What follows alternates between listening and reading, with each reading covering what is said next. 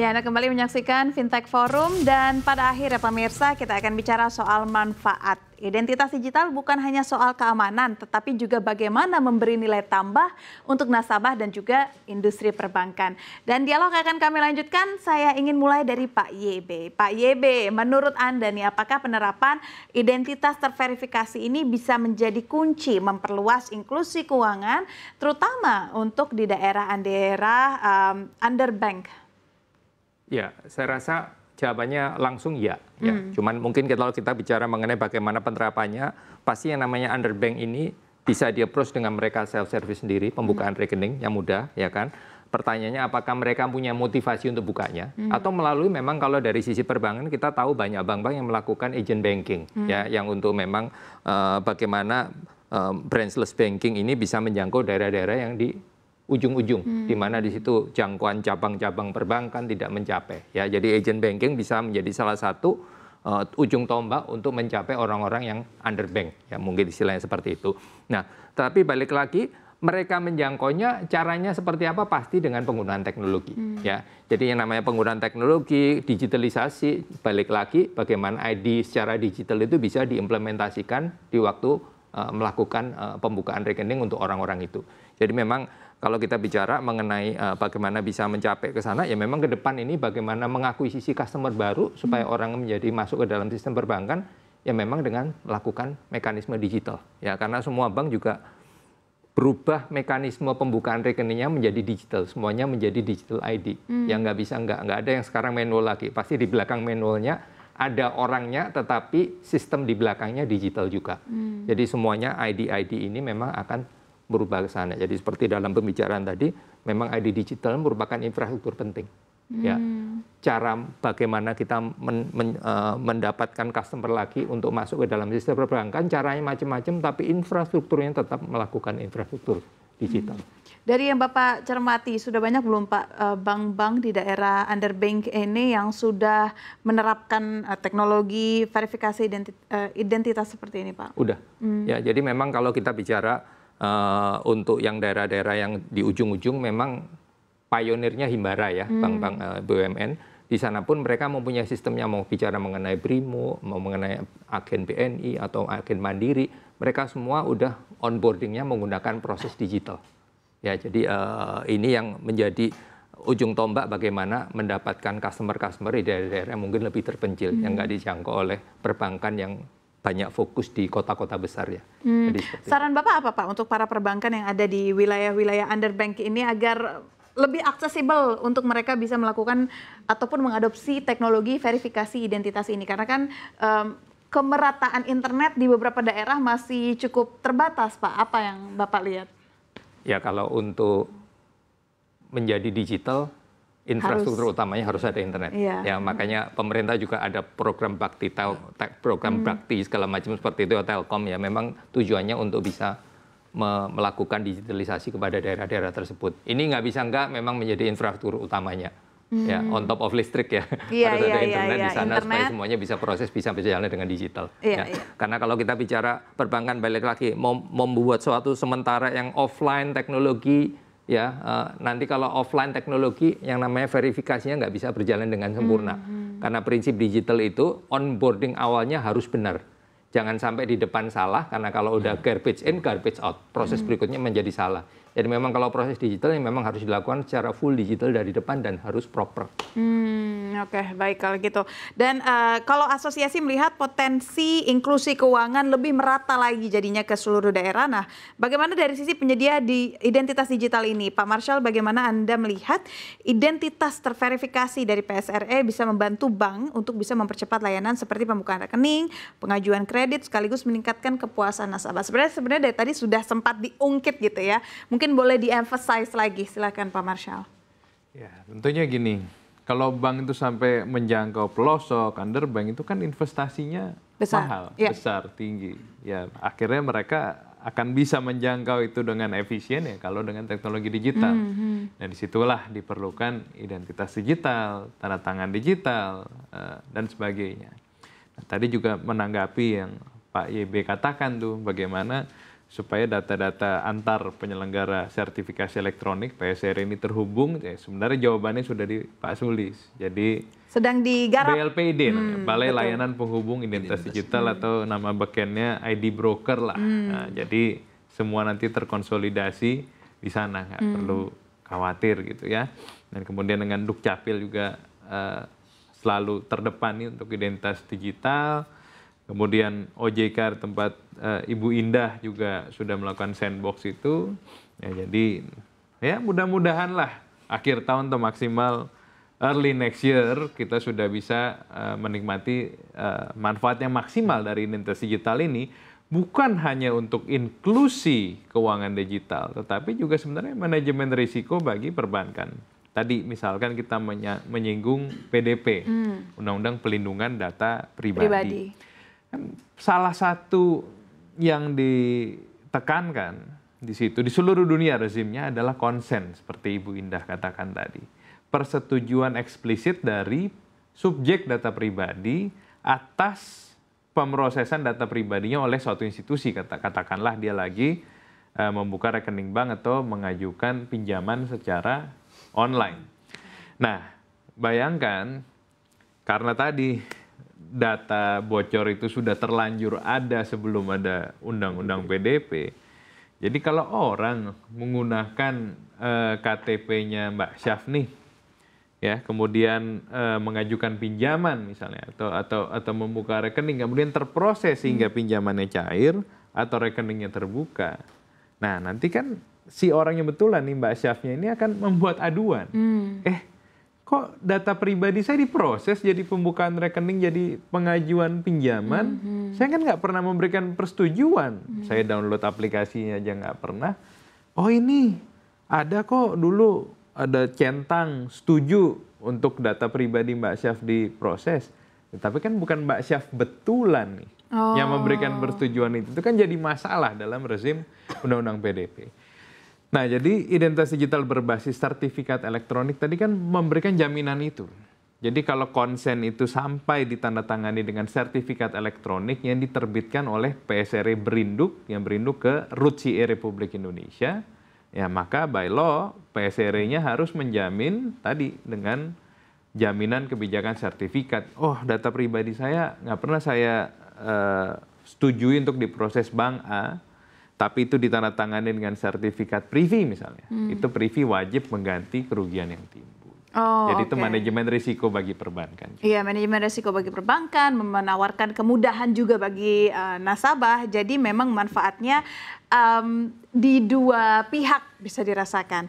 Saya ingin ke regulator. Tentu benefit ini juga perlu dijaga ya Bu Indah agar tidak bisa menimbulkan resiko baru. Nah, bagaimana OJK melihat benefit teknologi digital baik untuk perlindungan konsumen maupun untuk menekan potensi fraud dan juga tadi benefit-benefit yang didapatkan untuk perbankan juga. Silahkan Bu Indah.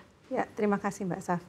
Kita sudah tadi mendengarkan ya berbagai manfaat ya dari digital ID itu bisa diperoleh ya baik untuk bank maupun untuk nasabahnya ya. Tadi pada saat onboarding atau juga tadi untuk pada saat bertransaksi ya seperti itu. Jadi menurut saya ini harus dijaga ya. Tentu industri bank gitu ya harus menjaga ketahanan dan keamanan sibernya seperti itu. Dan kami juga sudah ada panduan digital resilience ya di situ ya. Jadi bagaimana apabila memang ada suatu serangan gitu ya, bagaimana bank itu tetap bisa beroperasi gitu untuk menjaga kepercayaan masyarakat tersebut. Jadi manfaat ada, namun ini harus perlu dijaga gitu. Nah, kemudian kepada pelindungan konsumen ini sendiri tadi juga telah disebutkan bahwa memang dari sisi banknya kami dari regulator gitu ya sudah menyiapkan berbagai kebijakan, berbagai aturan gitu ya untuk meningkatkan keamanan ketahanan sibernya. Tapi tidak lupa juga perlu tadi literasi dari nasabahnya. Karena ini kan kita tujuannya itu inklusi ya, karena memang masih banyak daerah-daerah yang underbank gitu ya. Kalau di OJK kita mengatakan bahwa branches banking itu adalah laku pandai layanan tanpa kantor gitu ya. Di mana ada agent-agent di setiap daerah gitu ya. Agent-agent itu bukan merupakan pegawai dari bank, tapi memang itu yang kerjasama, bermitra dengan bank. Nah ini juga apakah bisa dimanfaatkan? Itu bisa saja dimanfaatkan. Tadi Pak UYB juga sudah menyebutkan bahwa memang sudah dimanfaatkan. Tapi harus dijaga juga karena apa? Karena kadang serangan siber itu bukan dari pelakunya sendiri, tapi nyerang kepada banknya, tapi juga kepada nasabahnya, kepada juga yang di tengahnya ya. Kan kita banyak outsource ya di bank ini ya untuk pengadaan teknologi informasinya.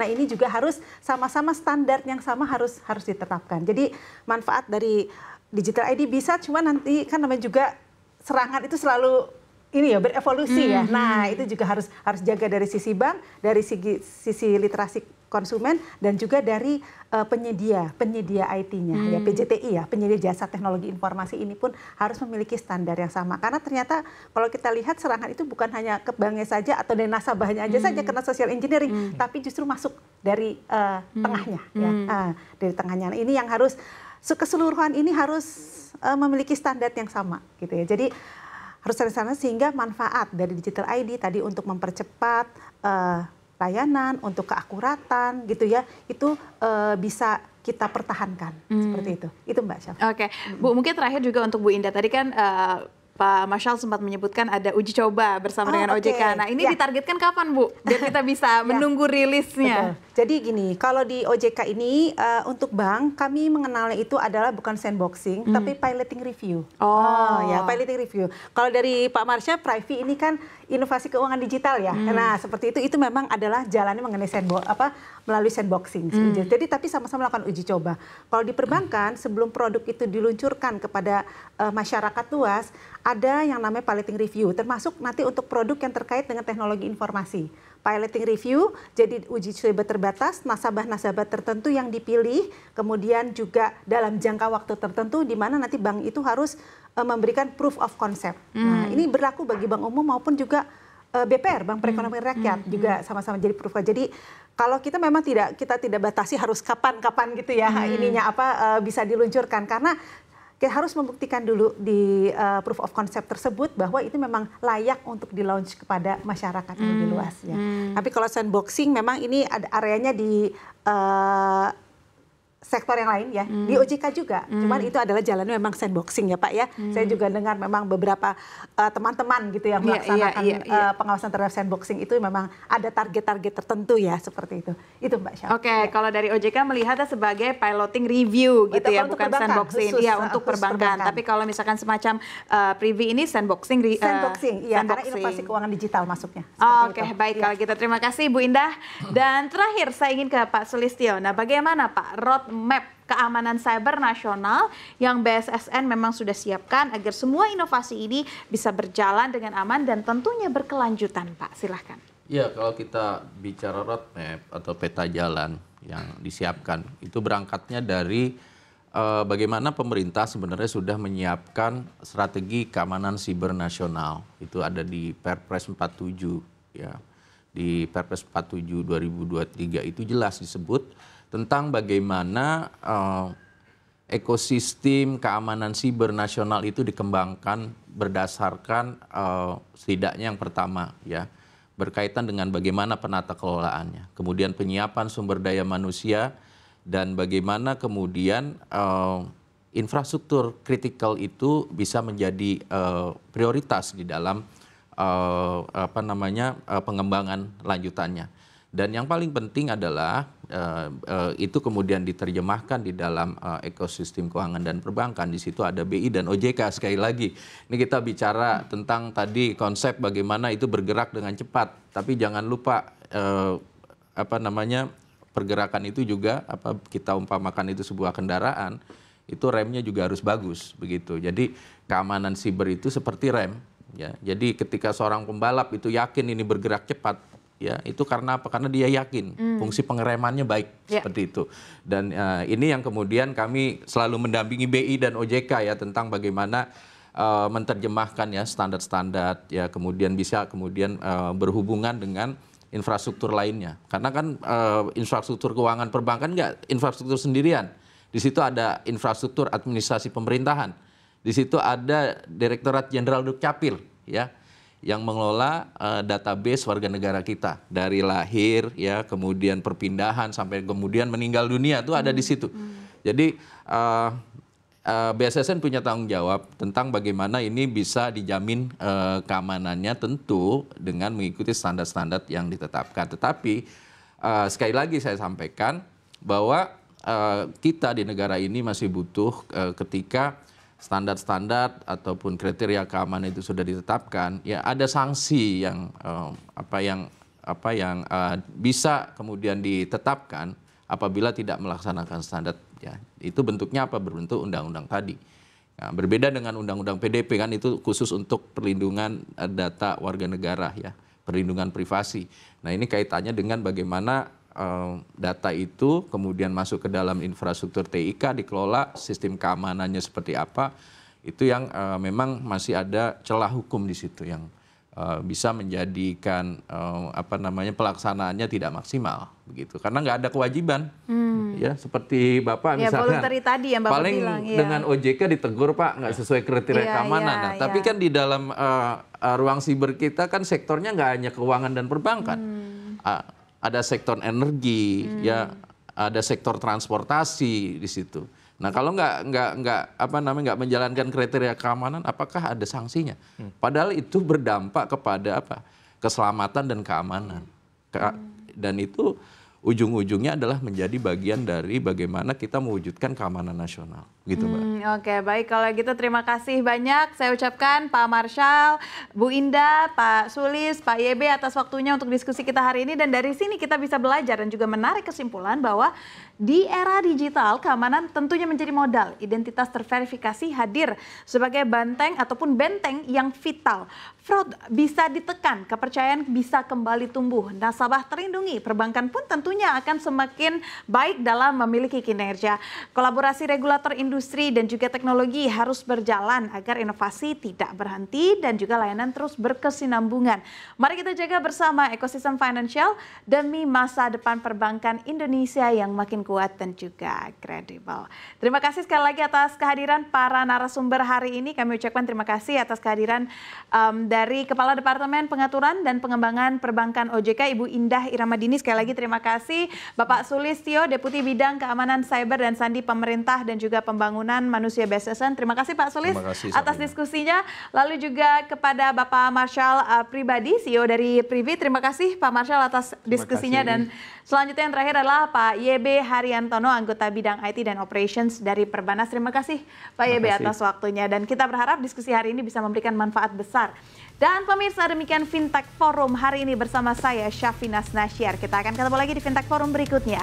CNBC Indonesia, Beyond Business. Sampai jumpa.